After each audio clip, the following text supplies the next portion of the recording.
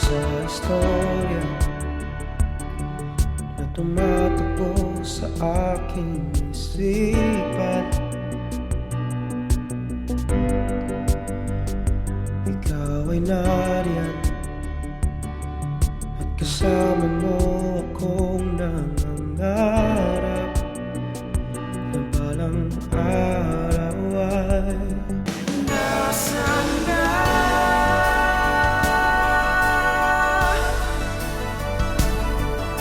Sabi mo ay di ka bibitiw, pero nasaan na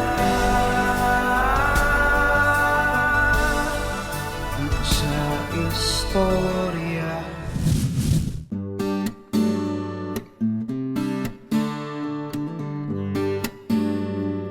Last week on Lost Boy Adventures, sabay-sabay tayong na-in-love at nabighani sa ganda ng paraisong isla ng El Nido. Mula sa pinong buhangin and crystal clear waters ng Nakpan Beach, ang ganda ng view, perfect for Instagram worthy, hanggang sa mga thrilling outdoor activities.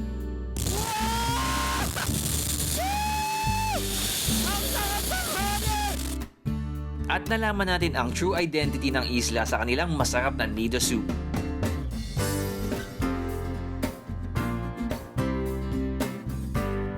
Perfect siya. Ito yung the best na pwedeng i-prescribe talaga ng mga moms sa mga kids nila, you know? Talaga namang pinahanga ako ng lugar na ito. But I know you guys want more, kaya heto na ang part 2 ng aking El Nido escapade.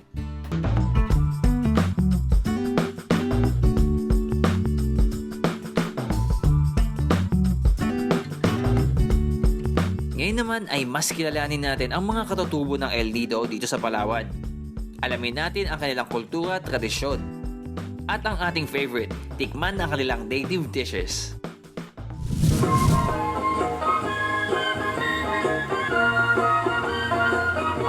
At para ma-experience natin ang mga yan, binisita ko ang Sibaltan Heritage Resort. Nandito tayo ngayon sa Sibaltan Heritage Beachfront kung saan pine-preserve nila ang culture ng isang native Cuyonon. Hello mga kababayan ko! Let's party! Oh! Ha?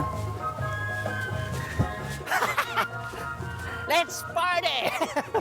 Talagang naengganyo ako na makisayaw sa mga masasayang batang ito na punong-puno ng puso habang umiindak sa kanilang katutubong sayaw at ritmo. Ayun. Oy, alam ko na. Oh.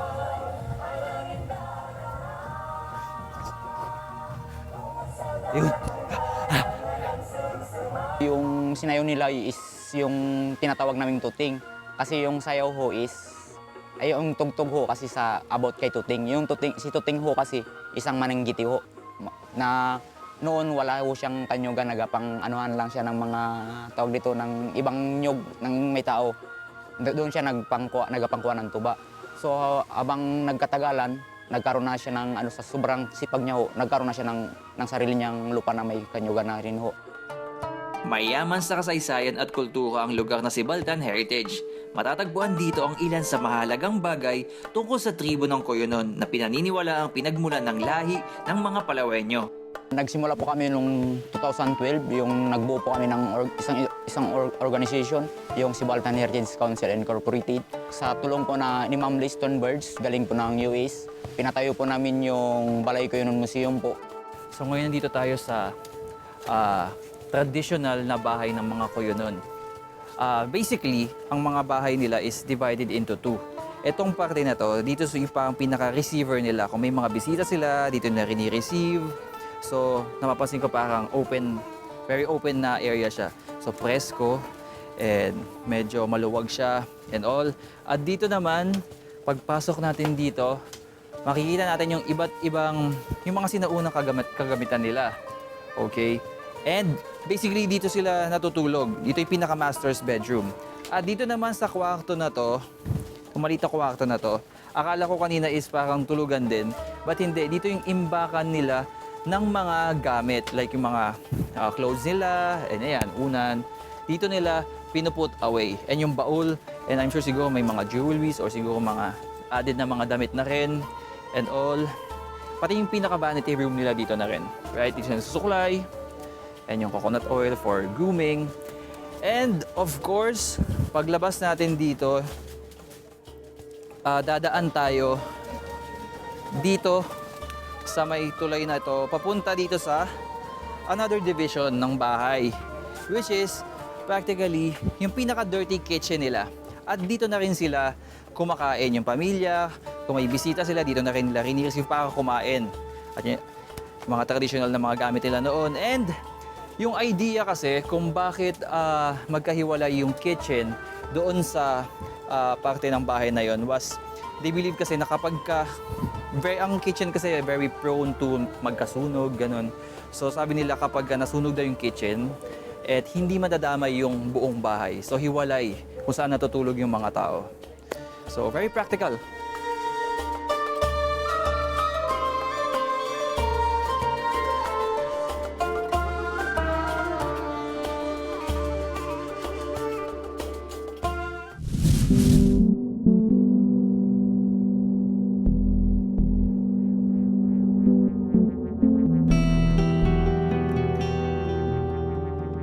Gagawin natin tong very familiar to me kasi nung buhay pa yung lola ko, ginagawan din niya ako ng ganito eh. So, ang activity na to is to heal your spiritual, kung ano man may diferensya sa spiritual, para matanggal yung mga negative vibes and kung may nararamdaman ka na rin siguro sa katawan mo. So, yeah, I'm excited. So, dito po tayo. Hello po, ate. Ano po pangalan nila? Emma Garcia. Si Miss Emma. Yung noon na pag may sakit ka, na kami ang unang pinupuntahan. Pagkatapos tinatanong kung ano ang sakit nila. Pag medyo hindi kaya sa ganito, sinasabihan Siyempre, nila, talagang "Punta sa gamot doktor." pa rin talaga. Hilo ko pa ba? Diba?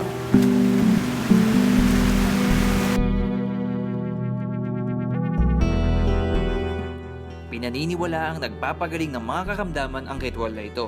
Kaya sinubukan ko rin at baka sakaling mapagaling nito ang aking sugatang puso. Oops! Sorry, humuhugot lang po. Miss ko tuloy yung lola ko bigla. Lahat. Nalalaman din ito pag kung may sakit ka sa balat, pwede mo rin. Sakit po sa puso, pwede po ba yan? Sakit sa puso? Ano yan dito sa tawas. Okay. Kung napapagod ka, Pagod na po ako eh. ito naman nakaka-relax. Kaya yan, mayroon na kanya. Okay po. Pwede po bang pampagwapo yan? Pampagwapo? Hindi na. Pamparelax, oo. Pag, alimbawa, pag grabing pagod mo, sobrang... Hindi po, popogi ka kapag nagganyan ka. Wala. Hindi niya ginagamit yan. Ay, ang parang na-obtain ko is medyo sobrang na-relax ako sa activity na yon. And ayun nga, very nostalgic ako kasi when, ayun nga, lola's boy ako. And nung bata pa kasi ako, yung lola ko palagi kaming pinapausukan ng insenso. So very parang familiar sa akin yung activity na ginawa namin ni Miss Emma. Salamat po, Miss Emma. Thanks sa time. Coming up next, boom! Magsalamang ka. Magluluto tayo ng native dish ng mga Cuyonon. At syempre, titikman din natin yan. Right now, perfect talaga siya sa ulam. Kaya huwag bibitiw mga bes, more hugot, travel stories sa pagbabalik ng Lost Boy Adventures. Pag lalaki, iniisip niyo parang masyadong walang patience, walang pasensya sa ganyan. Nasaan na sa istorya? Nasaan na sa istorya?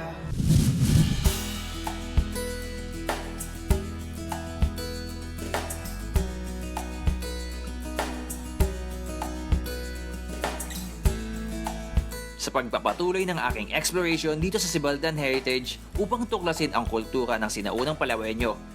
Nakita ko rin ang replika ng banggang ginamit ng mga Cuyonon mula sa Cuyo Island papunta ng main island ng Palawan. So, nandito tayo ngayon sa mismong kauna-unahang disenyo ng bangka na ginagamit ng mga Kuyo noon before. Tapos, ito ang ginagamit nilang transportation mula sa Cuyo Island papunta sa mainland Palawan. Ngayon, ang capacity nito is approximately mga 100 passengers. Sa ilalim nito, doon natin nilalagay yung mga packages nila, yung mga gamit nila, yung mga cargoes. Tapos sa taas, of course, yung mga passengers. Ngayon, sadly, but also fortunately for us, mayroon pang isang tao na gumagawa ng ganitong disenyo ng bangka. Iyan si Tatay Amboy.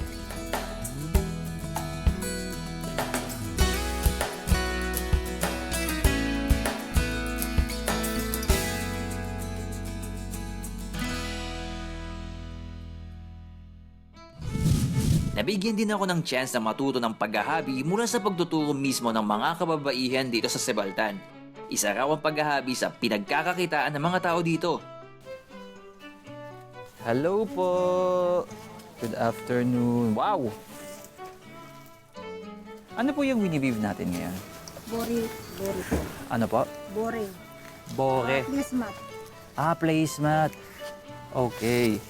So, placemat na made of bore. Saan niyo po natutunan yung pag-weave na ganyan? Sa school naman po, tinuro ito sa amin yung Opo. So, ilang taon na po kayo nag-weave? natuto po ako nito nung nag-aedad pa lang po ako ng 8 taon. Nakakatawa kasi parang pag feeling ko kapag gumagawa ka ng ganyan, parang nakaka-relax din. Gaano po katagal bago magawa ng isang placement na ganito? Pag diretsuhan po ang trabaho, 2 oras lang po. 2 oras isang ganito? Wow, grabe. Sobrang handmade talaga. Yun po ay manggugulo na po ako. Ito na po ang guluhan portion. Paano po ba gawin yan talaga? Ganito po. Baka gusto po. Naniniwala po ba kayo na parang babae lang dapat ang naggaganyan, hindi lalaki? Ay, may lalaki naman po marunong ito. Hindi ba parang pag lalaki, iniisip nyo parang masyadong walang patience, walang pasensya sa ganyan? Hindi naman. Hindi naman. Sige, ngayon itatry ko po. Paano po? Palit-palit lang po dito. Ayan. Tapos, Pag binaba nyo ito, Okay. naman po yung cup din. sige po, okay. Gets ko na. So ito, itong strand na to, gaganon ko po. Tapos ito, Bababa. bababa ko siya. Tapos tataas ko na, bababa ko na naman to. Actually, dapat medyo gaangan mo lang din yung yung kamay mo kasi very delicate yung material. Tama po, di ba? Madali siyang, mapupunit siya. Mukhang hindi mabilis ang prosesong ito, kaya saludo ako sa sipag at tiyaga nyo. If you want your Sebaltan Heritage Resort memories to last longer, meron dito sa loob ng resort nila na souvenir shop na pwede kayong bumili ng mga souvenirs sa murang-murang halaga. Good quality pero very cheap.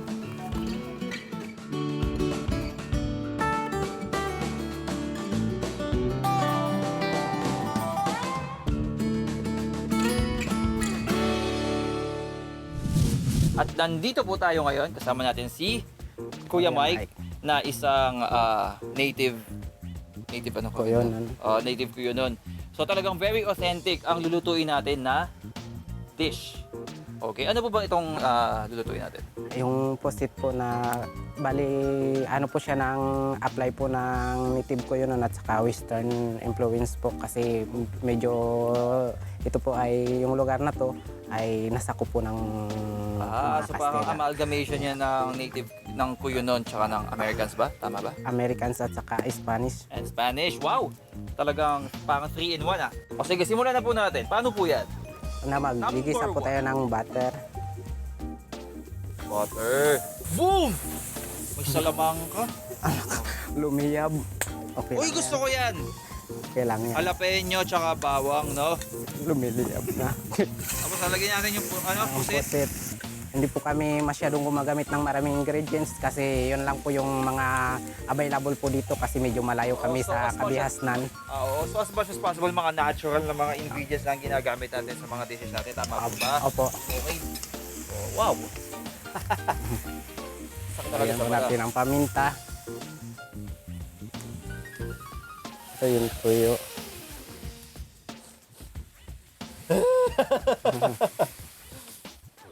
And, ano yan?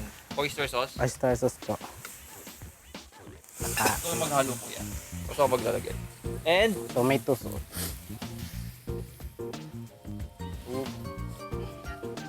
bakit po napili nyo na dito maging parang chef? At saka bakit po yung mga traditional na dishes dito ang gusto nyong iluto? Napili nyong pusuan?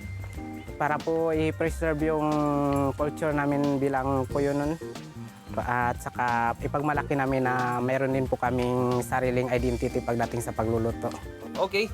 So practically, luto na to. And in 2 minutes, pwede na nating iserve para matikman na natin. Ito ang tinatawag na squid caldereta, Kuyunon style.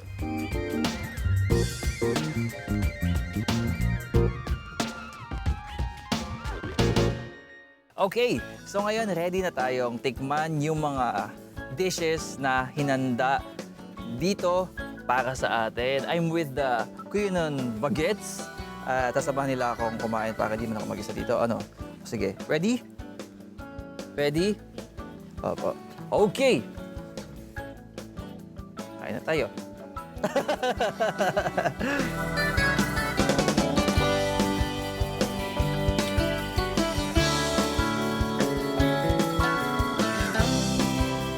I couldn't wait na tikman talaga to kasi kanina niluto namin to. Ayun nga, mayroong jalapeno.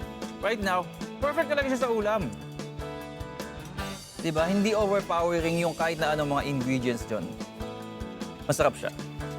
Masarap siya definitely with rice. Okay. Kumain na po kayo. Kuha na kayo.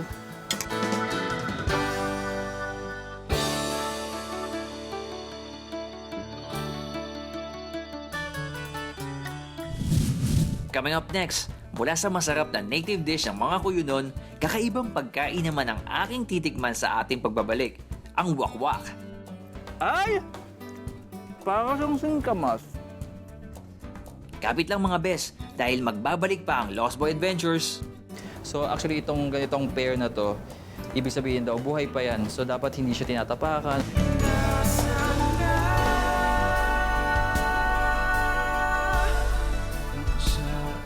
Sa istorya nasaan ka?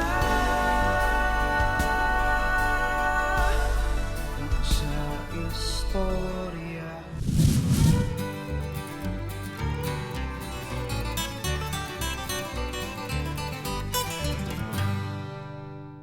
At bago matapos ang aking trip dito sa El Nido, kailangan kong harapin ang isang challenge.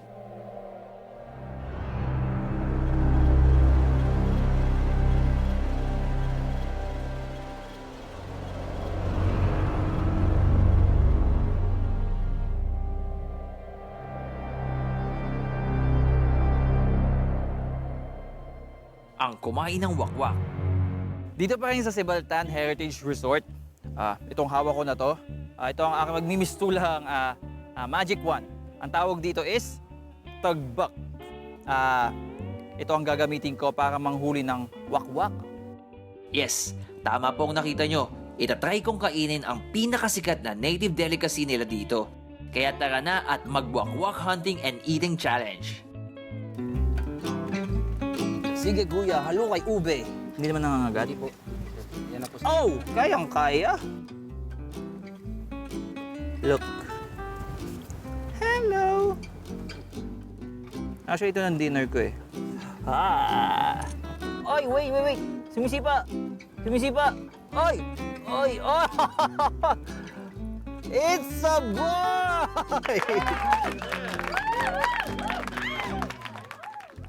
Okay. Okay pa.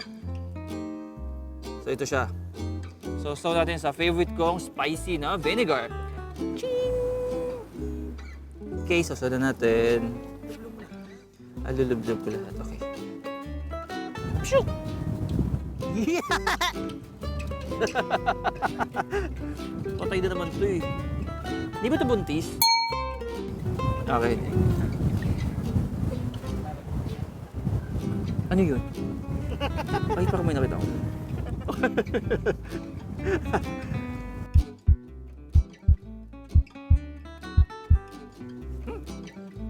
Ay! Parang siyang singkamas. From Zibaltan, let's go straight to Ili Cave.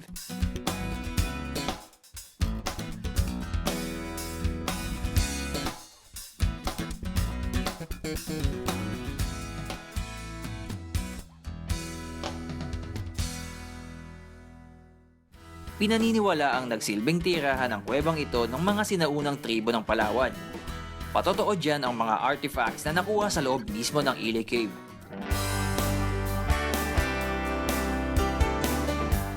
Ito ang itsura ng harap ng papasukin natin na cave ngayon. Looks really exciting. Parang dami niyang mga paiba yung form niya. Let's see what's inside. Ano yung makikita natin doon? Parang siyang ulo ng whale. Yun. See yung mouth. Wow! Hello, friends! Nakikinig ko na yung mga barkada kong ibon.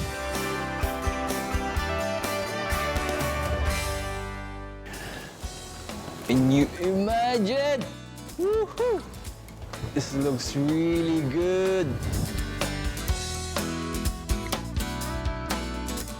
Dito sa entrance mismo ng Ili Cave, makikita natin ito mga interesting articles. Kumbaga parang gist to ng kung ano yung mga natagpuan dito sa loob ng kuweba na ito. And also, 14,000 years ago, sabi ng mga archaeologists, Filipino archaeologists, and even yung mga archaeologists na nanggaling sa ibang bansa, na may nanirahan na dito or may mga nabuhay na dito 14,000 years ago. Kasi mayroon silang na-discover ng mga remnants o mga gamit ng mga tao na sinasabi nga nila na nabuhay noon. And also, 9,000 years ago, according to their studies, nagpa-practice na sila ng cremation or yung pagsusunog ng mga buto ng mga namatay na sinaunang tao. At ayun yung paraan ng paglilibing nila ng mga ito.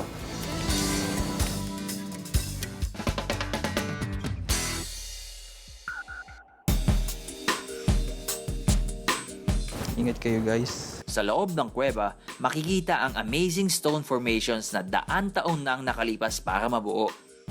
So actually itong pag ano kasi, ang tabalatandaan ko, pag nasa ceiling, stalactite, so letter C.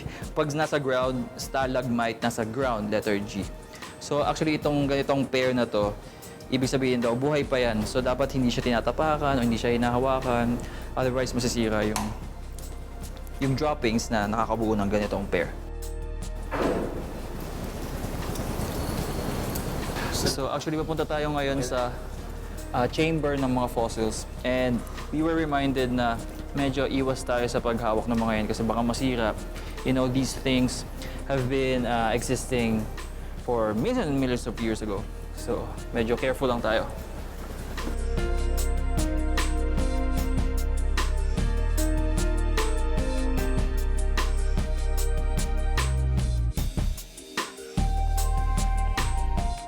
Sobrang na-amaze ako sa mga nakita ko dito sa cave na to. Kasi unlike sa mga caves na napuntahan ko, yung mga fossils na nandun parang medyo patches lang. Unlike here, sobrang delightful kasi parang isang buong chamber of fossils and possibly the oldest fossils in this country, the Philippines.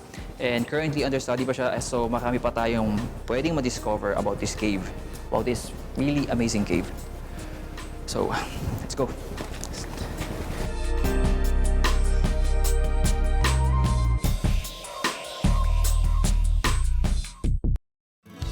Hindi maipagkakailang isa ang El Nido sa mga pinakamagandang isla ng Pilipinas. At sa ilang araw kong pamamalagi dito, masasabi kong paraiso ang islang ito. Paraiso na dapat nating alagaan at mahalin.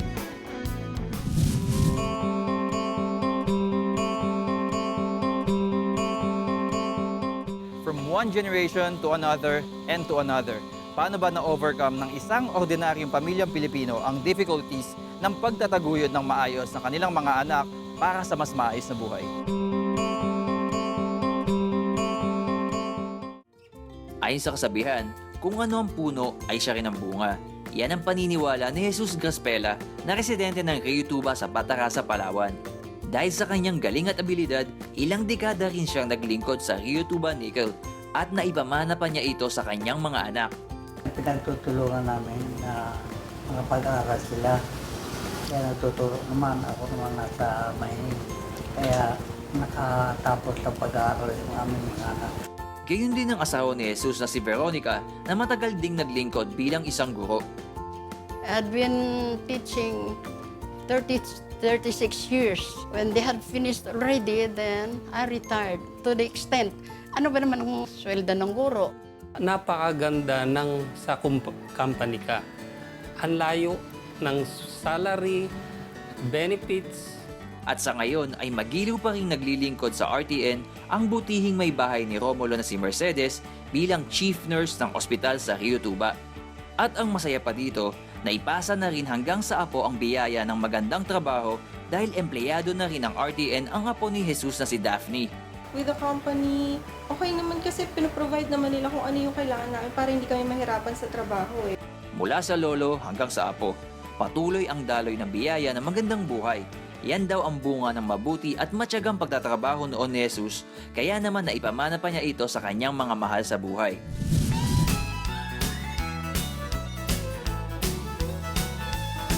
Next week on Lost Boy Adventures. Wala lang, pakit lang. Samahan niyo akong mag-road trip to the south. Bisitahin natin ang probinsya ng Laguna. Kaya hugot lang ng hugot, travel lang ng travel hanggang sa makamove on. Dito lang sa Lost Boy Adventures. Matibay ba talaga to? Talaga? Mga barkada ko. Cheers!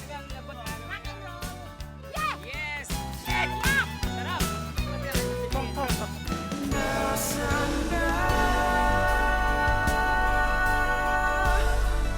sa istorya?